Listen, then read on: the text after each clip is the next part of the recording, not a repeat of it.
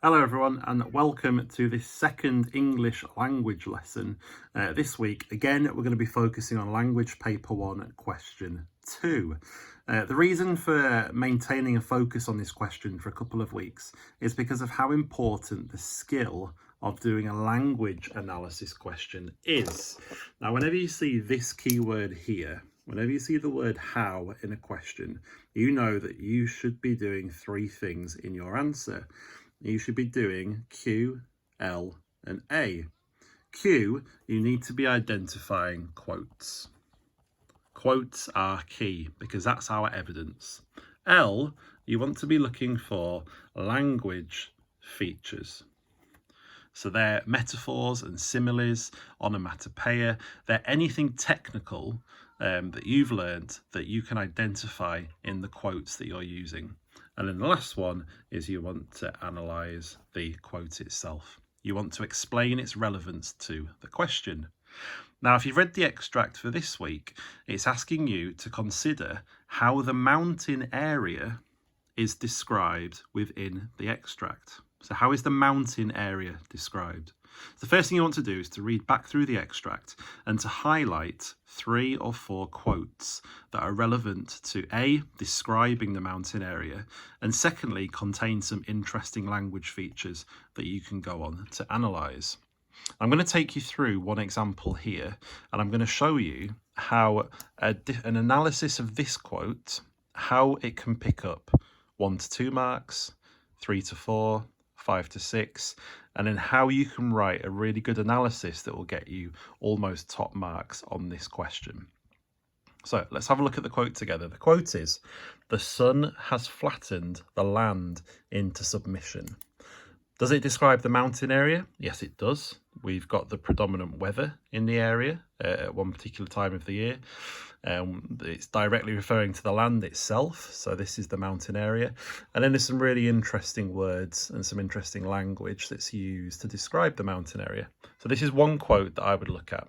Now, for an 8-mark question, you're only looking to get 2 or 3 quotes. So here we have one, so let's have a look at it together. Now, if I was only going to get 1 or 2 marks for this question, I might say something quite simple. I would say that the sun, because it's flattening the land into submission, well, that shows that the sun is strong.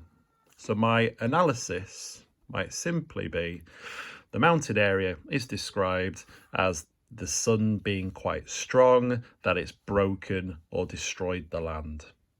Now, I haven't done any language analysis, which is why I'm getting such a low mark, and I haven't sounded that clever. The sun is strong. Well, the word submission might suggest that the sun is strong, but I haven't really explained it very well. If I was going to get 3 to 4 marks, I might start introducing some language analysis. So if I was going to focus on this word submission, well, I'd want to identify that the noun submission, so now I'm using language features. The noun submission suggests, well, what does the word submission actually mean? The word submission means to give in or let somebody have power or to be controlled by somebody. So I might say that the mountain area is described as being submissive to the sun. The noun submission suggests that the land has no power.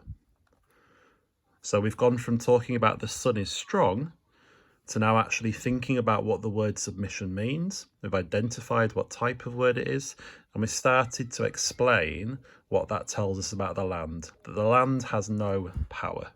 Again, I haven't really sounded very clever though. I've just used the words like suggests it's got no power.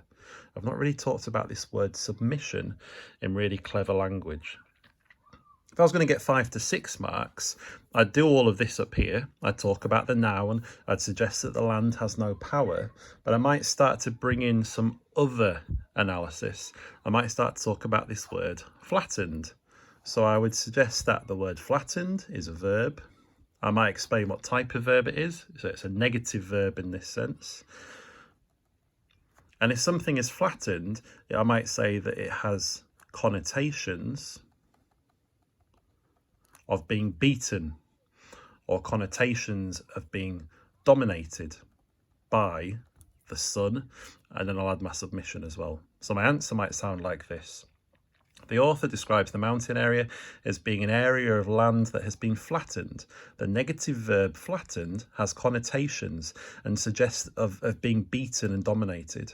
This suggests that the sun has the power over the land, and this is shown through the noun submission, which suggests that the land has no power. That would be a good 5 or 6 mark answer. To get the really high mark on this question, and it's really hard to get 7 or 8, not many kids do it nationally, not just in our school, but across the country, not many people get this high mark. And that's where you've got to really use clever and sophisticated language to describe and explain this quote. So you do this bit here for the 5 to 6, but I might start talking about a relationship of control between the sun and the land. I would say that the author uses the imagery of a controlling and dominant relationship that the sun has over the land. This is shown through the negative verb submission, negative verb flatten, and the noun submission, which creates an effect of showing that the sun has absolute power and authority over the land itself. And it's that level of language, talking about relationships of control, dominance, that's going to really impress the examiner and show that you really understand the effect of this language here. I hope that's helped. What I'd like you to do then is to maybe have a go at writing a paragraph about this quote here. And then I would like you to pick out 1 or 2 more quotes from the extract and explain in as high a level with sophisticated language as you can exactly how the mountain area is described. There's lots of colour synonyms that are used to describe the mountain area, so it would be worth thinking about the connotations of those colours and what they tell us about the mountain area itself. And once again, the more sophisticated the connotations of the colours, then the higher level and the higher grade you're going to get. Okay guys, thank you very much for listening. I hope you do really well on this and look forward to reading your answers. Bye.